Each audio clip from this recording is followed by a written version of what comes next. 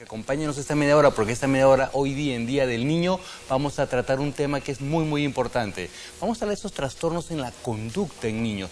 A veces muchos padres tienen a sus niños, pueden catalogar como una simple malcriadez, como una simple desobediencia, pueden catalogar como un simple berrinche de repente en alguna tienda, pero cuando esto pasa de ser de lo normal a ser un poco más agresor o que nos pueda condicionar o pensar que tenemos trastornos en la conducta futura, y eso complique el pronóstico de estos niños y adolescentes. Es por eso que el tema del día de hoy es hablar de los trastornos en las conductas, estos trastornos en el déficit de atención y de hiperactividad, pero para ello tenemos acá al doctor Manuel Sarabia, ya conocido acá de la casa. Muchas gracias, Manuel, por venir. Gracias a ti, Juan Carlos. ¿Me acompañas a ver un informe antes de empezar la conversación? Sí, Veamos un informe que ha preparado el equipo de producción. Adelante.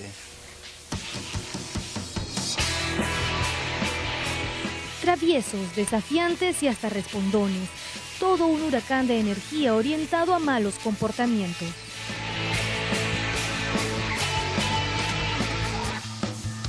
En nuestro país es común ver a niños en edad escolar con un cuadro de déficit atencional con hiperactividad, o más comúnmente dicho, trastorno en la conducta, problema que se ha convertido en un dolor de cabeza para los padres.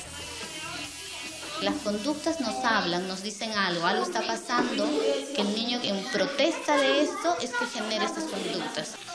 Conductas de desobediencia, insulto verbal y agresividad física extrema, cuyas causales van desde lo familiar hasta lo genético. No debemos olvidar que los niños tienen pensamientos al igual que cualquier persona que supera el 1,5 metros de estatura, pero es labor de los padres orientarlos. Cuando el padre ya se desespera y ya no sabe cómo manejar a su hijo, entonces se equivoca muchas veces y puede llegar a agredirlo, no solo físicamente, sino verbalmente, ¿no?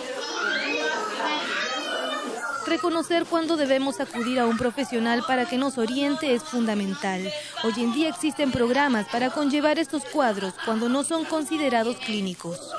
Con el taller de modificación de conducta básicamente buscamos desarrollar habilidades, conductas adecuadas en los chicos. Los postulantes para estos justamente son chicos que tienen problemas a nivel de adaptarse al grupo, seguir normas. El primer paso es determinar la conducta a modificarse y cómo es que se originó. El terapeuta enseña paso a paso cuáles son los comportamientos positivos, evitando calificar como negativas las acciones para no generar sentimientos de culpa. Un ejercicio muy eficaz es el de economía de las fichas, que consiste en entregar algún tipo de ficha o moneda a modo de premio cuando el niño actúe en la forma deseada. También es útil realizar actividades de relajación como complemento. Ejercicios para relacionarse con sus iguales, expresar sus ideas, sentimientos e incluso sus quejas, puede hacerse sin utilizar la agresividad. Por ello es importante que como padres recibamos asesoría para dejar de preguntarnos cuándo fue que estos angelitos cambiaron.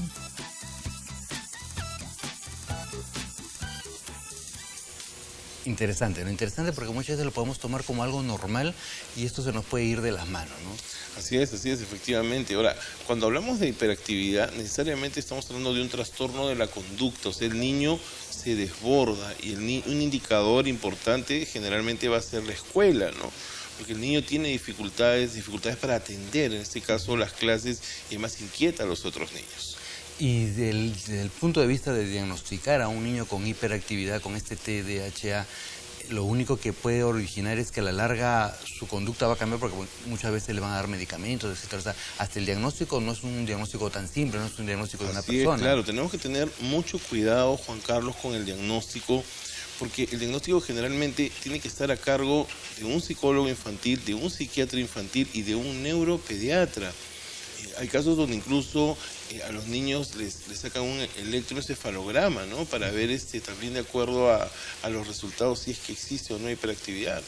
Claro, o sea, eso es con lo que has mencionado, Manuel. Quisiera empezar con eso que has mencionado, porque muchas veces catalogamos a los niños, pensamos que este niño es un niño que tiene trastorno de déficit de atención, tiene su trastorno de hiperactividad, y muchos padres, yo he escuchado a muchos padres, muchos niños que piensan que es una moda, y esta moda lamentablemente no es así, porque pueden recurrir a tratamientos que no necesariamente van a ser necesarios. Así es, innecesario. Si tú como médico sabes que a un niño no se le puede medicar así nomás, o sea, tenemos que tener mucho cuidado, además con las etiquetas etiquetas que les ponemos a los niños. El niño puede ser que sea inquieto y no necesariamente hiperactivo, ¿no? En el transcurso de los años, ¿es que el número de casos, hay más niños que tengan estos trastornos, por decir, trastorno de la conducta sin llegar a hiperactividad, o es que ahora se hacen mayores diagnósticos, ahora sí hay mayor chance de llegar a un diagnóstico? Es muy interesante tu pregunta, porque lo más probable es que hay muchos niños que sin ser hiperactivos tienen el diagnóstico de hiperactividad, y hay otros niños que siendo realmente hiperactivos no les han hecho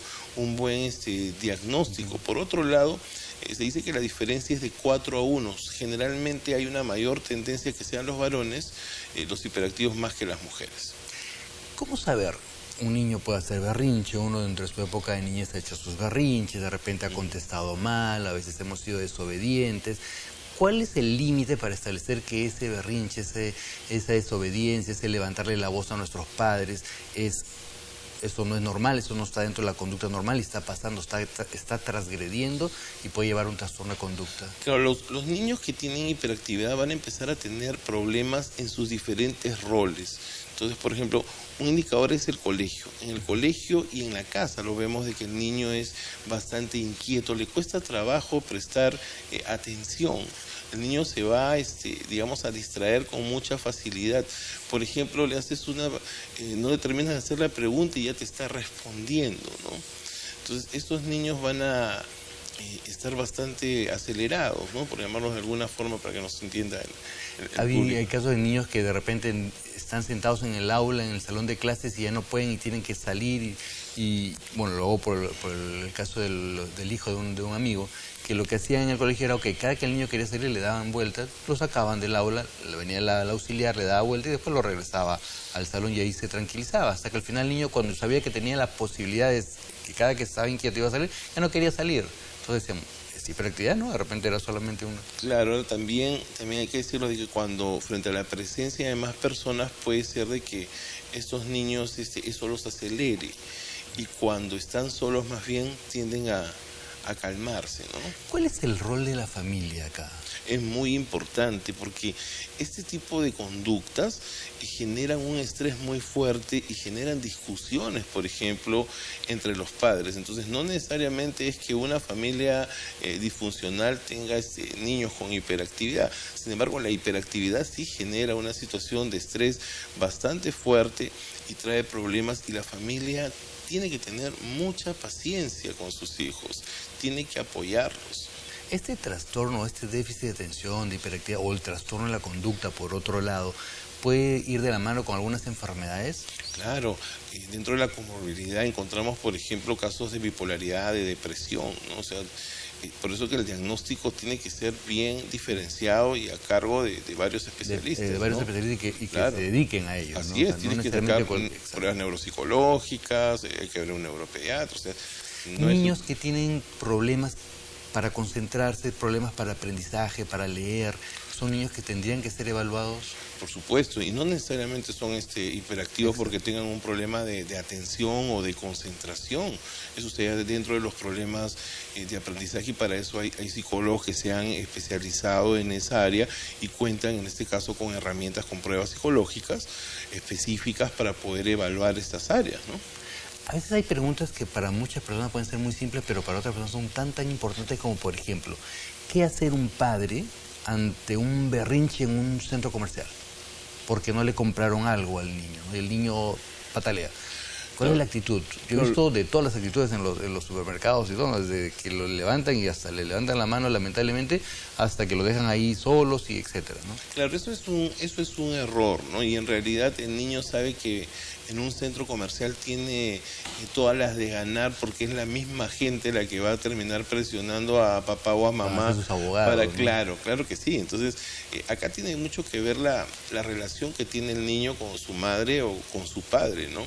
De que el niño tiene que saber de que no es el camino para pedir las cosas, y de repente cuando en casa se den este tipo de situaciones, el padre pues no tiene que hacerle caso. No hay que reforzar esa conducta, no hay que reforzar esa rabieta, esa pataleta, para que el niño sepa de que no es el camino para pedir las cosas.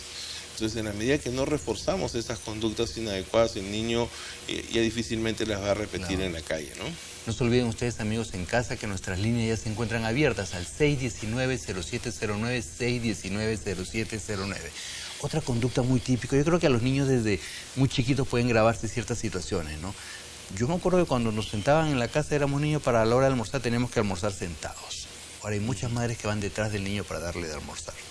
Esto va a crear un trastorno, una alteración en su conducta. Esto va a hacer que el niño decida al final qué hacer y qué no hacer con respecto a alimentos. Claro, yo creo que sí es importante manejar el ritual de la alimentación y además por un tema de que pueda digerir bien. Exacto, por un tema de salud, por un tema digestivo hay que sentarse para poder recibir los alimentos, ¿no? Y son pautas, me parecen cosas pequeñas, sin embargo son aspectos muy importantes porque estamos formando a un niño. Entonces no podemos tampoco reforzar su comodidad, sino tenemos que poner, los niños necesitan límites y esos límites algunas veces pueden resultar incómodos para el niño, incómodos también para el padre, sin embargo es parte del rol que tenemos para formarlos, ¿no? Manuel, tenemos una llamada desde Piura. Aló, tenemos en la línea Jorge. Aló, Jorge. Sí, buenos días. Buenos días, bienvenidos. Gracias. Sí, tengo una inquietud acerca de mi niña, que tiene 4 años y medio. Cuando va a la escuela, la profesora enciende el ventilador del techo y ella se coge sus oídos y tiene un poco de nerviosismo. Dígame, ¿qué es lo que yo puedo hacer para corregir esto en casa, por favor? A ver, Jorge, si te entendimos bien, cada que va a la escuela tu niña tiene nerviosismo, ¿me dijiste algo así? Sí, nerviosismo cuando la profesora enciende este ventilador del techo, ella se coge sus oídos. Ya. Ok, entendí, el ventilador, esto... Bueno, te digo, Jorge, yo no me puedo sentar debajo de uno de esos ventiladores porque, no sé, debo tener por ahí algo que... Claro, en Piura con el calor hay, es imposible vivir sin ventiladores, sin aire acondicionado. Esto se puede trabajar de manera progresiva. De repente hacemos que la niña esté frente al ventilador a determinada distancia. Para ir perdiendo y poco a poco... No, o sea, de repente a unos 5 metros, después a unos 4 metros, hasta que va ganando confianza y le vamos haciendo como una relajación. Prendemos, apagamos el ventilador, como para que ella vaya enfrentando ese miedo. Pero un error con frecuencia en torno a los miedos infantiles es hacer de que el niño los enfrente de una manera brusca, porque ahí estamos generando un trauma de por vida. Entonces... Por eso que los miedos infantiles hay que tocarlos con pinzas, hay que saber entender, ser un poco empáticos con ellos y entender los temores que pueden sentir. Respetar esos temores. Así es. ¿Cómo saber que los niños no es el mejor lugar o no se sienten muy a gustos en el colegio? Muchos pueden hacer berrinches para no ir al colegio, no subir a la movilidad, ¿no? Pero otros niños van, ¿no? ¿Cómo un padre poder detectar de que algo está pasando en el colegio, que el niño no lo está expresando y le está ocasionando una molestia? Bueno, generalmente el niño va a hacer resistencia al colegio, puede ser de que incluso tenga pesadillas, puede ser de que el niño tenga algún tipo de manifestación de ansiedad, sudoración, llantos frecuentes. Entonces tenemos que aprender a explorar y a ganarnos la confianza de nuestro hijo para que él pueda abrir su corazón, pueda contarnos las cosas, ¿no? Porque no es tan sencillo. Los niños de hoy en día a veces actúan como pequeños adolescentes y se encierran en su mundo, y los padres estamos con un punto ciego muy grande, porque es como que viven una realidad para ellos dolorosa, llena de miedos, y los padres no saben nada al respecto. Y acuden a otros tipos de amistades, como lo que habíamos hablado hace unos cuantos meses atrás de las redes sociales, ¿no? O sea, claro, no converso con mis padres, pero me voy a las redes sociales a ver que me orienten, ¿no? Los niños necesitan ser escuchados, necesitan ser atendidos en sus demandas. Y si los padres de familia no lo hacen, van a buscar algunas veces el camino equivocado, ¿no? Tenemos en la línea Susi acá desde Jesús María, desde muy cerca. Aló, Susi.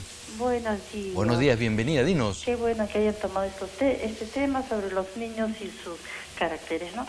Yo quiero saber en especial sobre los niños Asperger, ¿qué tratamiento? Porque a veces nos confunden, dicen que son hiperactivos y son muy tarde en detectarle que tiene Asperger, ¿no?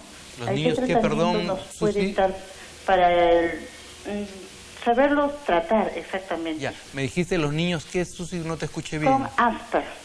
Aftas. Sí. Ya, A-F-T-A. Sí, que a veces lo confunden con hiperactivos porque son muy explosivos y a veces en los colegios no saben tratarlos, ¿no? Porque creo que a veces no tienen conocimiento para tratar a estos niños. A veces malentienden o confunden, como tú misma dices, el hecho de ser un hiperactivo en el colegio y lo tratan como un malcriado, cuando son dos cosas totalmente diferentes. O sea, eso ahí va para los maestros, ¿no? O sea, no un hiperactivo es un malcriado. Claro, no, para nada, al contrario. Es que lo que pasa es que esa es la desinformación y por eso es tan importante saber hacer un buen diagnóstico, ¿no? En el caso del Asperger, en el caso de la hiperactividad. Claro, ¿no? yo tengo pacientes Asperger que son muy inteligentes, tienen una vida normal, trabajan, y muchas veces ellos mismos me lo comentan que en un momento los malinterpretaron.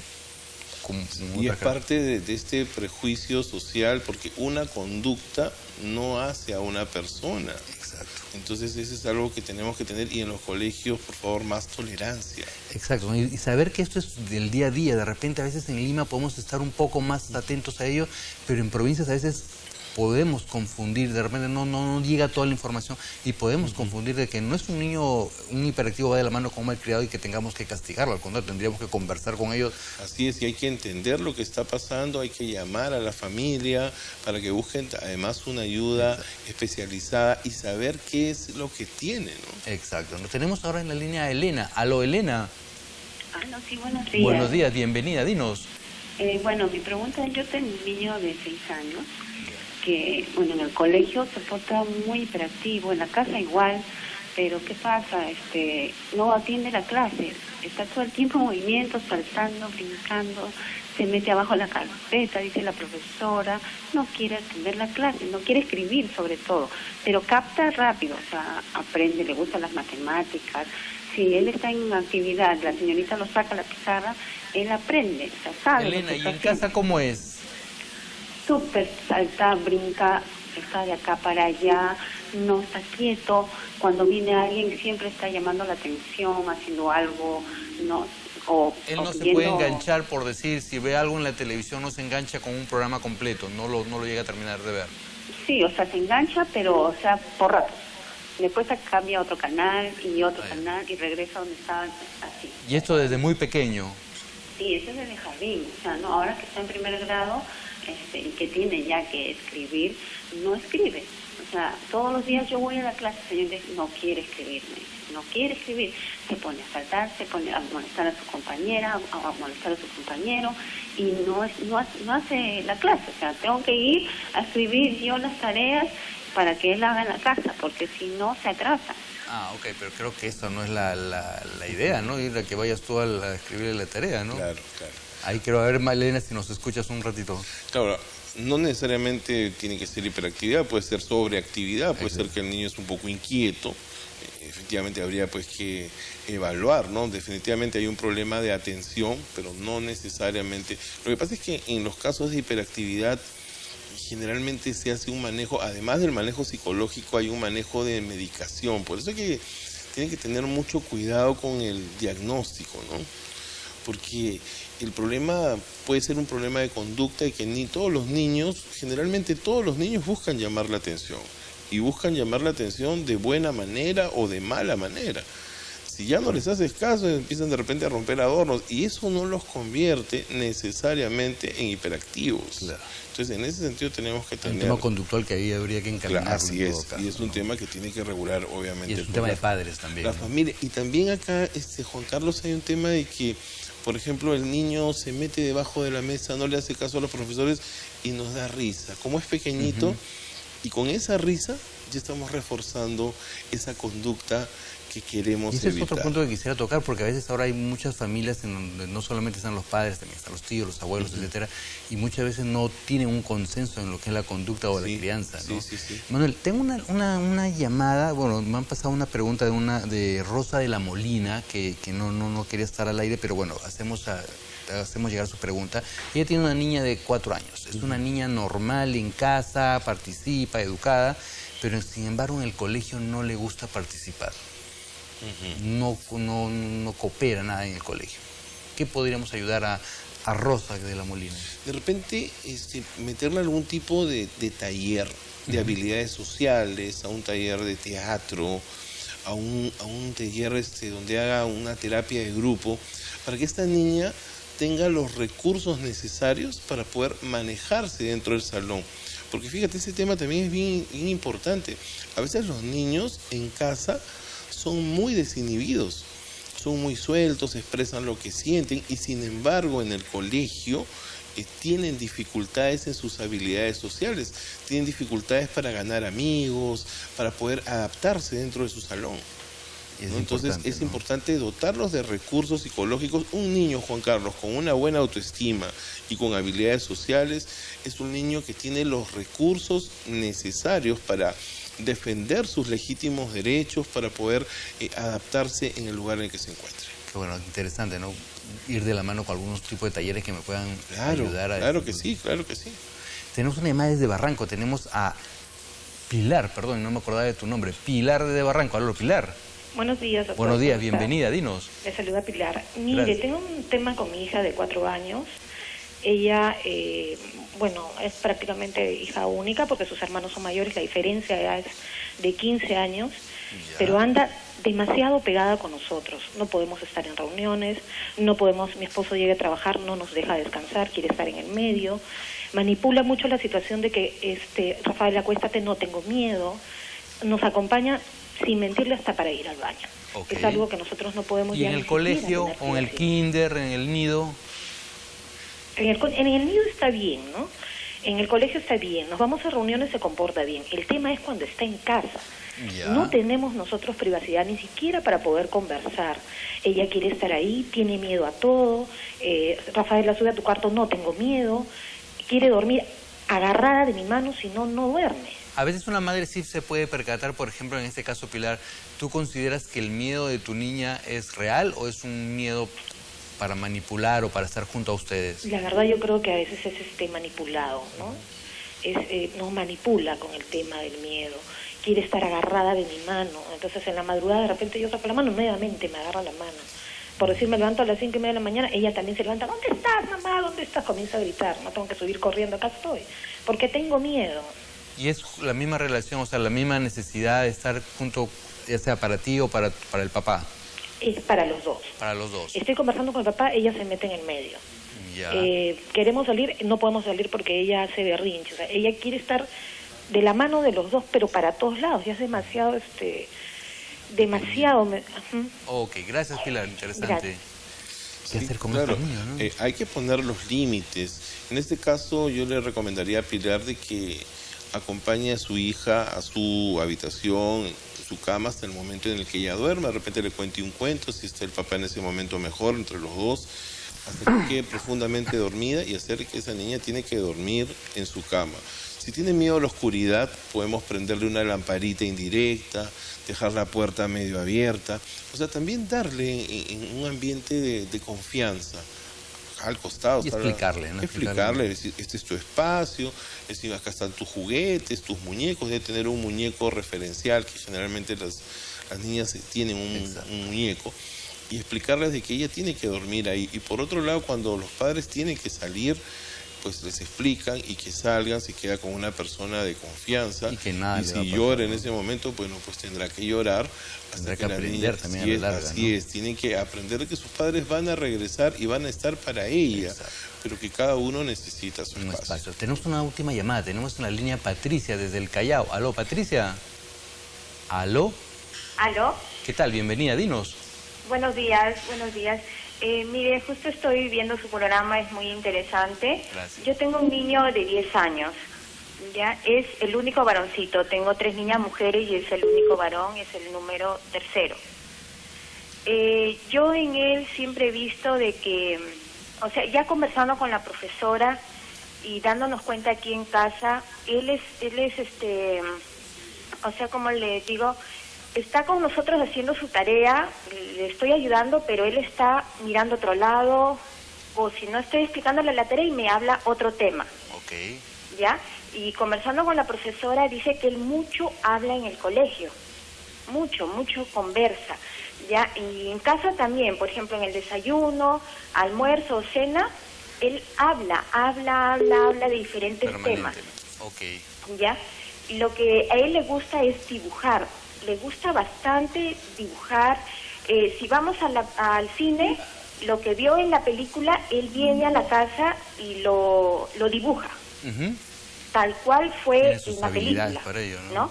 Y lo que ha dibujado lo recorta y luego hace como que representa la película aquí en casa.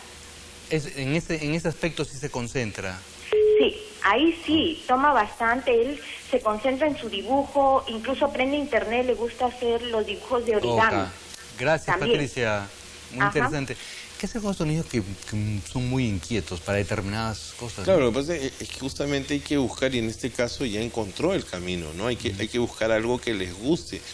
Y en este caso este niño tiene pues capacidad de concentración, ¿no? Si no podría, ¿no? Claro, reproducir a través del arte.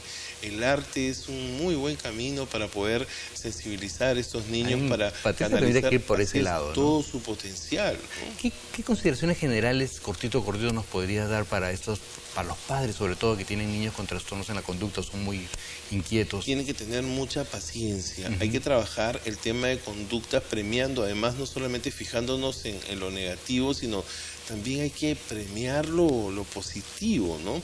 Los talleres alternativos son una buena opción. En ese sentido, si me permites, tenemos un programa para niños que se llama Gestal Kids and Team, y pueden llamar al 444-310. 444-300. Es un programa específico para niños que tenemos en el interesante eso, ¿no? Apúntenlo eso a ustedes que están en casa. Gracias, Manuel. No, gracias. Muchas gracias a ustedes. Le damos paz a María Jesús y saludamos a todos los niños por el Día del Niño. Un abrazo muy grande a Nicolás, un gracias a María Jesús y saludos a Yunguyo. Adelante, María Jesús. Muy bien, Juan Carlos, gracias. Súper.